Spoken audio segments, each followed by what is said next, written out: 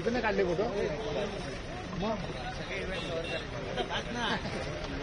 अरे काफी तो ना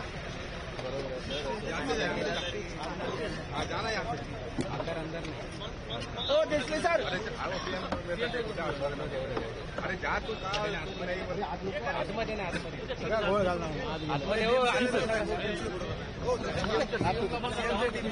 सर तो मैं शूट कर लूँ तो या तो सर फोन नहीं था सर लाइव फ्रेम है उद्घाटन वगैरह हो गया है ना बाइक चल रही है फिर वो विंटेज का वो विजुअल नहीं लगा सर तुम्ही बीएमसीच्या टीमला सोडता सीएमच्या टीमला सोडत बीएमसीला सोडा ना कोणतरी आमच्या आहे ना सॉरी सर वो इसके साथ में सर अपना वो बाइक से आ रही थी तुम्हाला बोलणं अभी सर वो वृक्षारोपण का है सीएम का सर तुम्ही मागे मागे जा ना सर पता नहीं सर मैं अभी फोन नहीं उठा पाया सर उसका कॉल आ रहा था तिकडून जा कोपऱ्यात उभे राहा तुम्ही पायाला लागले माझ्या जी सर मागे पोलिसाला सोडत ना तुम्ही तिथे कोपऱ्यात उभे राहा तिकडून बघ याला बघा आहे आतमध्ये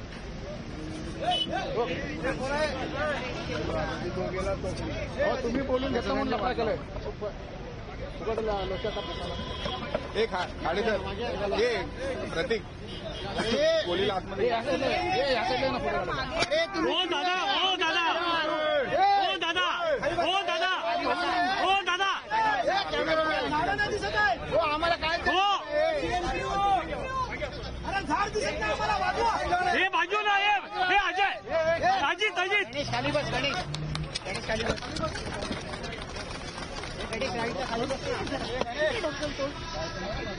अरे स्टँड अरे यामध्ये आहे ना अरे या यामध्ये आहे ना भाई अरे दादा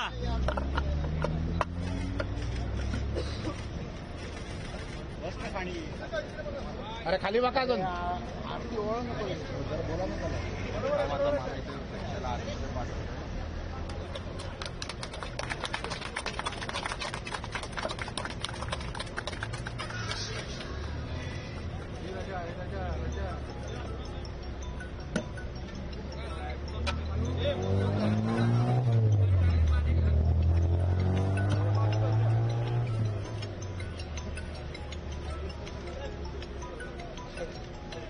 खाली बसून काढ ना म्हणजे यांना पण काढता येईल हेलो हाँ बोरी की गाड़ी हाँ रख दिया ऑफिस में रखा है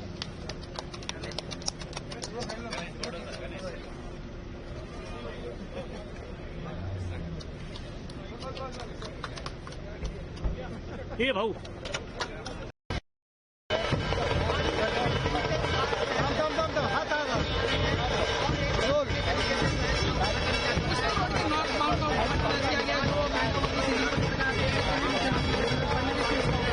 मुख्यमंत्री एकनाथ शिंदे इस समय उनके साथ उनके बगल में बैठे हैं और देवेंद्र फडणवीस खुद देख सकते हैं अपनी तस्वीर से ये विंटेज कार है वो चला रहे हैं, इसका इनॉग्रेशन हो रहा है और उनके साथ साथ आशीष शेला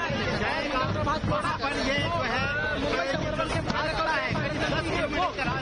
साथ मौजूद है 15 मिनट में सफर कर सकते हैं मैं आपको दिखा रहा हूँ मुंबई के दिया जाएगा और इससे जो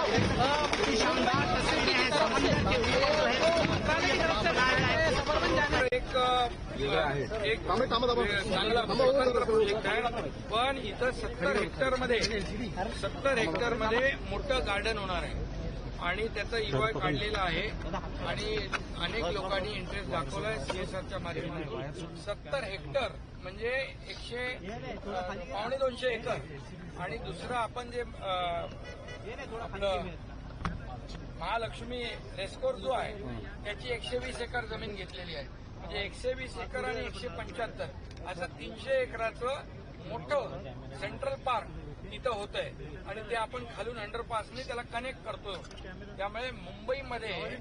एवढं मोठं ऑक्सिजन पार्क हे पहिल्यांदा होतंय त्यामुळे मुंबई महापालिकेला मी मनापासून त्यांचं अभिनंदन करतोच की हे कोस्टल तर केलं आहे परंतु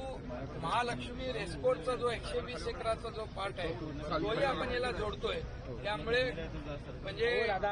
कुणालाही अपेक्षित नसलेलं 300 एकराचं अगदी वर्ल्ड क्लास सेंट्रल पार्क हे होतं हे देखील या प्रकल्पाचं वैशिष्ट्य आहे. 70 एकड़ का एक बड़ा सेंट्रल पार्क आप लोग बना रहे हैं, किस तरीके से कैसे कर रहे हैं और क्या? व्हायला तयार नव्हता. आज 70 हेक्टर केला म्हणून आपण डीसीएम झाला. आता झालोय ना मी आता डेडिकेटेड टू कॉमन मॅन. त्यामुळे 70 हेक्टर जो है 175 एकड़ का ये गार्डन यहाँ होगा और उसी को हम महालक्ष्मी जो रेसकोर्स का है 120 एकड़ जमीन, जो पहले कई बार कोशिश हो गई थी लेकिन कोशिश होने के बाद अपने आप फाइल बंद हो जाती थी. अभी हमने वो फाइल खुली रखी है और उसके ऊपर पूरा एग्रीमेंट हो गया है. 120 एकड़ और 175 एकड़ 300 एकड़ कुल मिला के ये भी कोस्टल हाईवे का एक बहुत बड़ा वैशिष्ट्य है. ये विशेष बात है कि मुंबई वासियों को 300 एकड़ का बहुत बड़ा वर्ल्ड क्लास इंटरनेशनल लेवल का एक सेंट्रल पार्क यहाँ बनेगा. एक बड़ा ऑक्सीजन पार्क जिसकी जरूरत है और इसलिए मुंबई का ये जो आप लोग देख रहे हैं प्रदूषण भी कम हो जाएगा और यहाँ लोगों के लिए सहूलियत हो जाएगी. एंजॉय करेंगे लोग, बच्चों से लेके हमारे सीनियर सिटीजन तक. और ये जो मैंने कहा कि ये जो ब्रिज बनाया है, ये जो कोस्टल हाईवे है, ये कोस्टल हाईवे ऊपर से हम जब देखते हैं तो ऐसा लगता है कि हम फॉरेन कंट्री में है.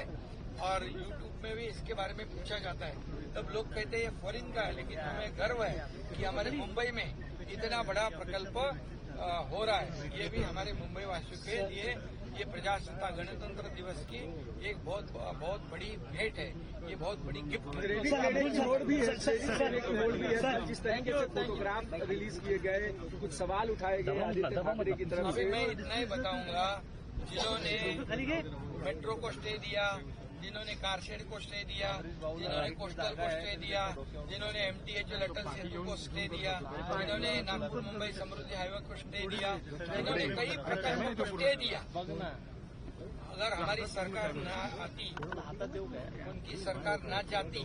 तो इतने बड़े बड़े प्रकल्प आपको दिखाई नहीं पड़ते. इसलिए मैं ये क्रेडिटवाद में श्रेयवाद में नहीं जाना चाहता हूँ. हम काम करने वाले लोग हैं. मैं ये भी बताऊंगा कि मुख्यमंत्री जब देवेंद्र जी थे तब इसकी शुरुआत हो गई. कई परमिशन दिल्ली से लाने का काम उन्होंने किया,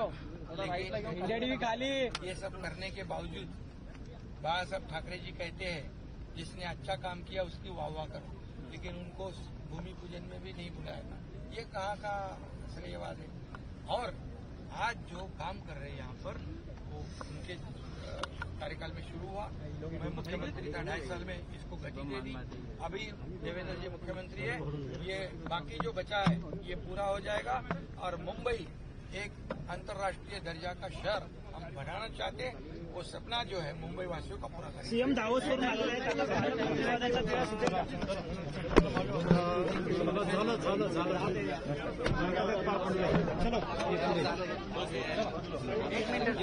झालं रे, आता झाले, आता पुढे यायची काय गरज